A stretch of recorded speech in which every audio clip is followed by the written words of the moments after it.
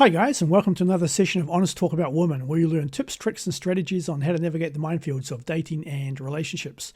Don't forget to hit the like button, subscribe to the channel, and also comment in the comment section. It all helps with the YouTube algorithm. Okay, let's get right into it, guys. Should I divorce? Now, this week I met someone and he has got two kids that are 12 and 14.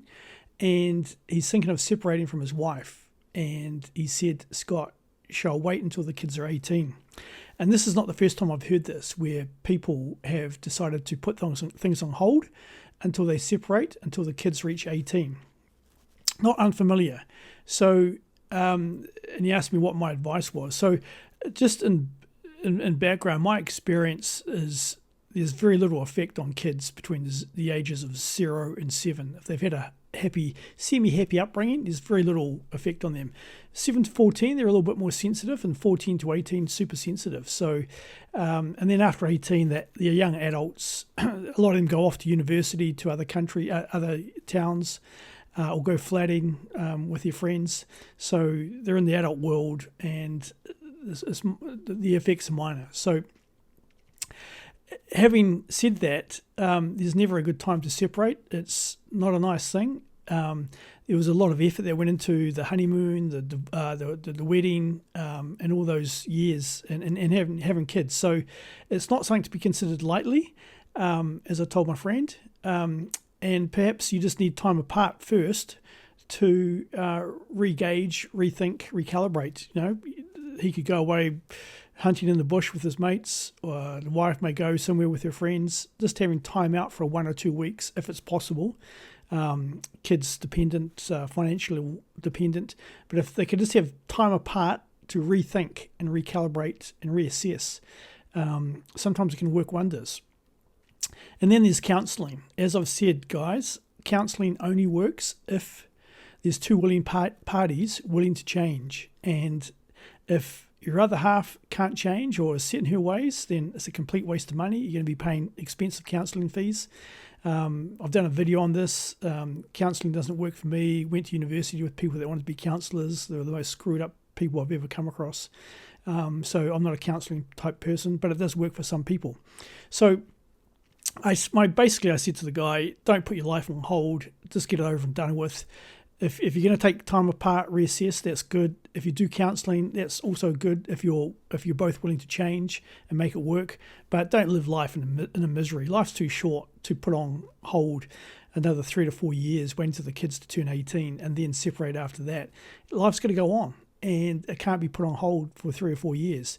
And if you're constantly being nagged at and life's misery, there's no intimacy, there's a whole host of reasons that it can't be working, then cut it loose and move on. But do it properly and try and be as amicable as possible. And I know that it's not possible all the time. People start to get personal, and also people that are accustomed to a certain lifestyle, they want that to continue. And when they have the rug pulled from underneath them, their fingernails come out and they start to claw away at you. So obviously trying to get an understanding up front how you're going to split the assets, and then get the lawyers involved. But don't be happy-go-lucky chappy and don't and continue on with the joint bank accounts, because as the months go on, there's a good chance you'll see your bank account getting drained. Your joint bank account will just disappear, and there'll be other things going missing. There'll be additional expenses in terms of car servicing, toiletry items ordered on the joint credit card, and so forth and so forth. So get onto things straight away, freeze those bank accounts, get an agreement sorted out with your other half, and then get it legalized. And if you don't have a prenuptial, try and be as sensible as possible, because if you're going to be engaging in expensive lawyers and fighting every tooth and nail, then you're only taking food off the table for your kids to inherit. It's just money that your kids won't get. So keep a level-headed approach. Sometimes it's okay to write off 10, 20, 50,000 to get a settlement, because the costs and legal fees will be way in excess of that if you took it all the way to the Supreme Court. And some people state that they'll go all the way to the top court in the land over silly little things. And it's like possession of the dog. Yes, animals are very personal, but usually people come around, they see reality down the track, and they loosen up a little bit. But if things are that bad, then you're going to have to get a very, very good lawyer. And don't penny pinch on lawyers, because from my experience, I went for the cheapest possible lawyer, fired that person, he was a half-wit, got another lawyer, he was just making the clock tick over and writing 12 pages of legal documents and legal talk that wasn't simplified for me. And then I got my third lawyer, which was the most expensive. I think it was about $500 or $600 an hour, but it was well worth it. He was very, very good, and he went on to become a judge. So he was looked on upon by the law fraternity as a very good person. So when you think about marriage, people think, the stigma attached with getting divorced. That used to be so in the 50s and 60s and 70s, and then in the 80s it just started to crank up, and now there's more divorced people around than there are married people. So the marriage success rate is just under 50%. And when you think about marriage, it's a bizarre scientific experiment. You get two strangers, you put them together, you tell them to live in the same house, in the same bedroom, in the same bed, using the same bathroom. And there's so many things that can make it go flip up.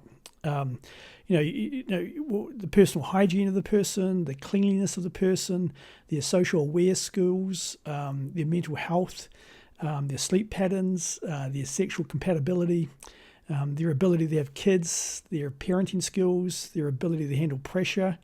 Do they exercise? What are their personal food preferences? And the list just goes on and on and on and on.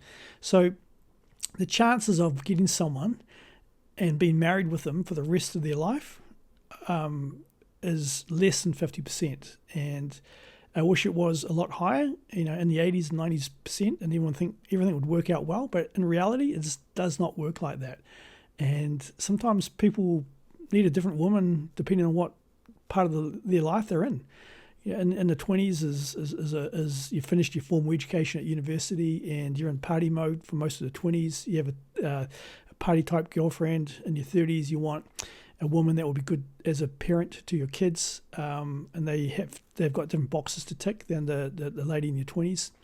And then after the parenting phase, there may be another phase in your life where you're no longer physiologically compatible, and you need someone who is more physiological compatible in that compartment. So it's an absolute minefield, guys, and there's so many key areas that make a relationship crucial, and it's getting harder and harder to find someone that's compatible. Yes, you can have your differences. I've had plenty of girlfriends where I've got differences with them. I love soccer, they love rugby, and the list continues on that front. But you can't always get the perfect person. And for those 2 or 3% that are in total bliss, that are married once and they're highly compatible, I say congratulations to those people, but it's a very, very small minority. Very small, very small. So don't get hoodwinked and be the happy-go-lucky chap husband. Freeze those bank accounts once the separation has been agreed upon. Get something verbally organised between yourselves in terms of the assets if you don't have a prenup, and then get it legalised by getting some lawyers involved. And just remember, keep a level-headed approach, guys, because you're just taking food off the table for your kids in future years, and they're the ones that should benefit from any wealth that you've created. So that's it for today, guys. It's not an easy topic. to navigate. I pretty much told my friend exactly what I've just told you now.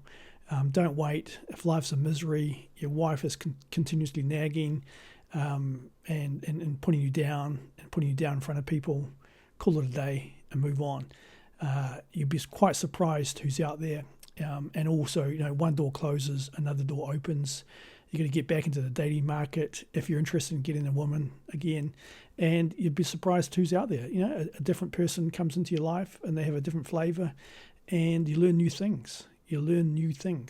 And they can be quite interesting. So I wish you all the best, and do keep a level-headed approach. So if you want some tips on relationships, green and red flags on relationships, purchase Alpha Dating off Amazon Kindle. Great buy, can be in your inbox in seconds.